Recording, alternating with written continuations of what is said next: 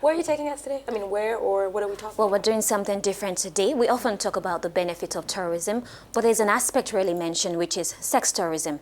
Sex tourism, in simple terms, is defined as the act of traveling to another country for the purpose of paying to have sex.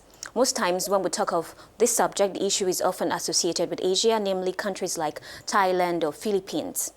But sadly, Africa is equally concerned by this phenomenon, even though it's a taboo in some regions. This includes Senegal, for instance. There's a seaside resort called Sali, known for prostitution. Gambia is not left out here, where it has become widespread. Other cities like Kribi in Cameroon, the Grand Bay in Mauritius, Marrakesh in Morocco, Mombasa in Kenya, and so on. Hotels often close their eyes to these practices, and the authorities too, because tourism has a huge impact on the economies of these countries.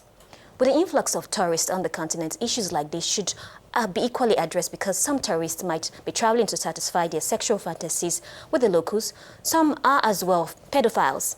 The sheer explosion in the international travel over the past 20 years has also been a boon to exploitation, so it isn't an issue that should be swept under the carpet, especially for countries seeking to develop their tourism industry. Since the acts are hidden and seldom reported to the police, it is difficult to get figures. I came across a video on the social media that portrays part of the reality of sexual tourism, titled Paradise Love by Autriche Said. It is primarily a drama sketch in which a middle-aged Australian woman goes on a sex tourism trip to Kenya. It was premiered in a competition at the Festival of Cannes about 3 years ago. You'll be amazed that this practice is not done by men alone. Let's have a look at the trailer. Are you coming from? Austria. Austria. Oh, welcome to Kenya.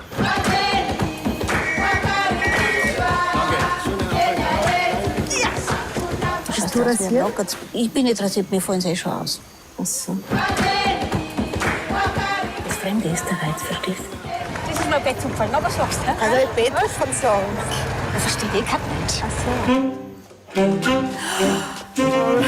Das ist schön. Komm her, Schatz. Bist mit allen Frauen da? Nur du, only you. And you want money from me? Me? No money. Love. Ich hätte so gern, dass man einer mal so lange in die Augen schaut. Verstehst du das? Ja, das verstehe ich total gut. Komm her, Schatz. Schatz. Ja. I like your hair, beautiful smile. Diese ist meine Schwester. Hallo. Excuse me. Ja. Do you have money to give her?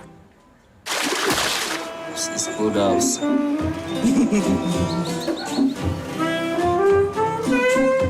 Ich liebe dich nicht. Ich liebe dich sehr. Du Scheißkerl. Schau mich an. Schau mich an.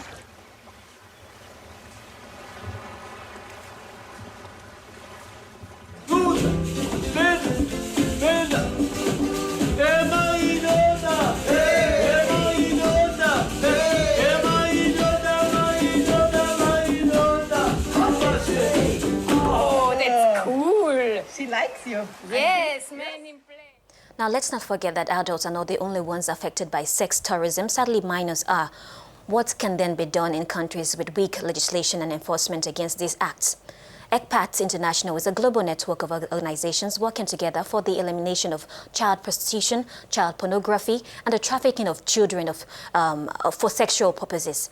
Dorothy Rosgia, executive director of the organization, was interviewed in Thailand, and here's the shocking truth she revealed.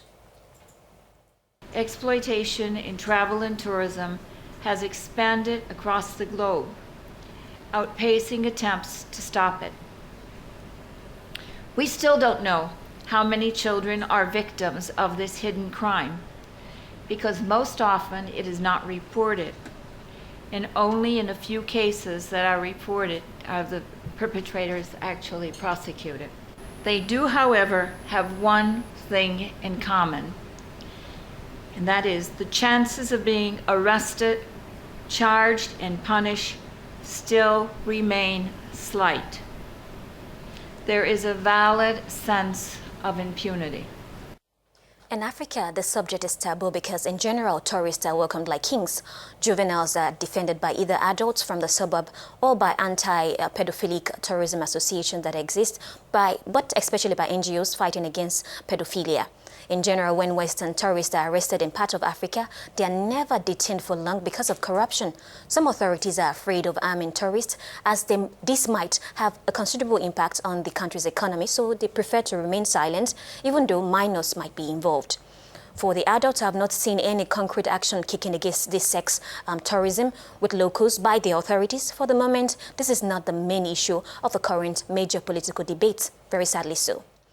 So with that, we've come to the end of this week's segment. Thanks for having me.